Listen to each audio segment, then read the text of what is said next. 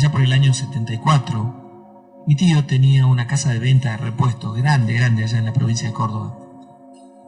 Como mi papá había terminado el servicio militar y estaba sin trabajo, se fue hacia allá para trabajar con él. Mi tío por entonces tenía una casa que estaba desocupada y se la ofreció a mi padre para que viviera allí. Aquella casa era pequeña, pero bastante cómoda. Tenía 2 habitaciones, un lavadero. El lavadero daba hacia el fondo de la casa. El baño, la cocina y una galería. El fondo de esta casita era bastante grande. Y por estar deshabitada desde hacía ya mucho tiempo, estaba cubierta de pastos. Mi papá llegó dispuesto a comenzar una nueva vida en aquel lugar. Fue exactamente un día viernes que llegó a Córdoba. Por aquel día se quedó en casa de mis tíos y a los pocos días después se mudó ya a esta casita que les cuento. Y comenzó a limpiarla muy despacio, tratando de ponerla en condiciones y limpiarla como para habitarla. Y recién una semana después, un día miércoles, fue su primer día de trabajo. Aquel día, al regresar a su casa, a la noche aproximadamente a las 11, se encontró con la primera sorpresa. Toda su ropa estaba desparramada en el piso. Lo primero que pensó fue que habían entrado a robar. Pero luego de controlar todo, vio que estaba absolutamente todo, no se había perdido nada, y que todas las puertas y las ventanas estaban muy bien cerradas. Y entonces no se explicaba, no comprendió lo que podría haber pasado.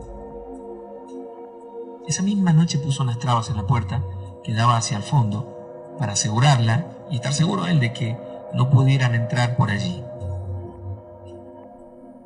La noche siguiente no ocurrió nada, pero a los 3 o 4 días, cuando ya estaba a punto de dormir, comenzó a escuchar un ruido en el lavadero. Era como si un perro rasguñara la puerta que daba hacia el fondo, tratando de entrar.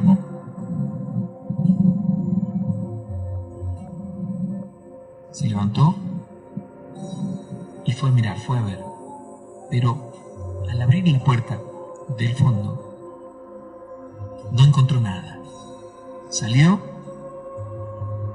y vio que los pastos, que estaban bastante altos, se movían.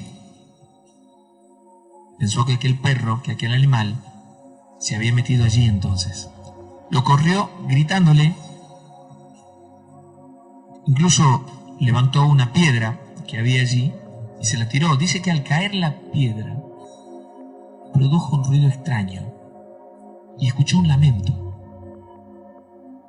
Él quedó desorientado sin saber de qué se trataba, pero fue algo que le causó una sensación extraña de miedo. Entonces se metió en la casa. Al poco tiempo de estar acostado, cuenta que comenzaron a caer piedras. Primero eran piedras chiquitas y luego parecían ser más grandes. No era constante, pero caía una, luego otra y otra, y así durante un gran rato. Él solo miró por la ventana, pero no vio nada. La ventana estaba justo sobre su cama y daba al fondo. Y otra vez, cuando estuvo a punto de dormirse, escuchó otro ruido, como si golpearan con una piedrita o algo parecido la ventana, que era de vidrio. Ese sonido, como si estuvieran con una piedra golpeando la ventana de vidrio. En ese momento sintió miedo. Él no quería ni darse vuelta. Estaba de espalda a la ventana. Y cuando creía que ya había pasado, Sintió como cuando alguien suelta el aliento y lo sintió muy cerca de su oído. Y seguido a eso, una presión sobre el colchón, como si alguien más estuviera acostado junto a él. Dio un salto de la cama y al mirarla, vio como un humo que se movía de un lado al otro en la pieza y desapareció hacia la puerta del fondo. Él dejó las luces prendidas. Preocupado y asustado, se quedó en la pieza y se acostó a dormir. Nuevamente pasaron los días sin que ocurriera nada, hasta que una noche de domingo, cuando estaba bañándose, escuchó que las sillas de la cocina caían una a una.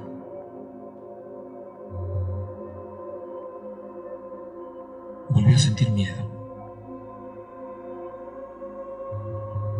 Al salir del baño, vio las sillas en el piso y al revisar, vio que todo, absolutamente todo, estaba cerrado. Se sentó entonces en la cama a secarse y dejó la toalla en el piso para pisar allí. Dice que desde abajo de la cama se la sacaron, se la quitaron de un tirón, como si alguien estuviera debajo de la cama. De inmediato levantó los pies, se subió a la cama y vio asombrado cómo la toalla volaba por la pieza hasta pegar en la pared. Al caer al piso, veía como si alguien la arrastrara de un lado al otro. Sentía tanto miedo en ese momento que no sabía qué hacer. Vio como si debajo de la toalla hubiera algo y corría. Se movía por la pieza hasta que en un momento la luz se apagó, pero solo la de su habitación. Entonces, con la luz que entraba de la cocina, vio como aquella toalla caía al piso, destapando lo que había debajo de ella. Era, según mi papá, un duende de no más de 40 centímetros,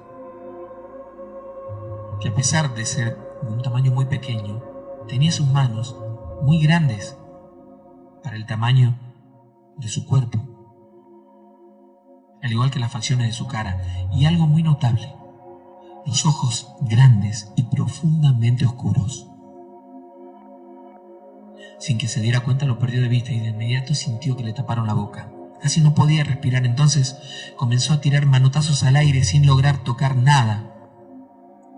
Pero lo soltaron y otra vez lo vio. Estaba junto a un ropero chiquito que había allí, al cual le faltaba uno de los cajones. Se metió adentro y por un momento solo escuchó silencio. Esperó unos segundos, se puso el pantalón y una remera, se levantó a prender la luz y dudaba si quedarse o no, pero no tenía dónde ir, porque su tío vivía un tanto retirado de aquel lugar y a esa hora ya no habían colectivos. Entonces decidió quedarse, pero dejó todas las luces prendidas. Al rato logró dormirse, pero por un momento, porque luego comenzó a escuchar cómo golpeaban el ropero y comenzaron a tirarle con la ropa que estaba dentro. Cuando se quiso levantar de la cama, sintió una fuerza que lo impidió, que lo arrojó nuevamente a la cama. Al igual que antes, fue solo unos segundos, pero se asustó mucho y cuando pudo soltarse, sin dudarlo, salió de la casa. Esa noche la pasó en una plaza que estaba a unas cuantas cuadras del lugar. Al día siguiente habló con su tía, contándole todo lo que había pasado, que lejos de sorprenderse, le contó que desde hacía mucho tiempo ya no podía desprenderse de aquella casa, porque a cada uno que se la alquilaba le pasaba algo parecido. Mi papá se quedó por un tiempo en su casa y dice que mientras tanto su tío llevaba un cura a esta casa donde sucedían estos hechos todos los sábados y que su tío fue poniendo crucifijos y rosarios en toda la casa durante mucho tiempo, porque aquellos hechos no cesaban de ocurrir, incluso cuando él mismo o alguno de sus familiares se quedaba allí. Eran testigos no solo de la aparición de estos duendes, sino también de figuras, de sombras, de personas, de espíritus. Durante mucho tiempo se transformó casi en una obsesión. Colgaba crucifijos y rosarios por toda la casa. Murió unos 10 años después. Y aquella casa sigue hoy en las mismas condiciones de entonces. Solo que con el paso del tiempo está más deteriorada, pero aún así está llena de cruces y rosarios. Dicen que en aquel lugar siguen ocurriendo estas mismas cosas.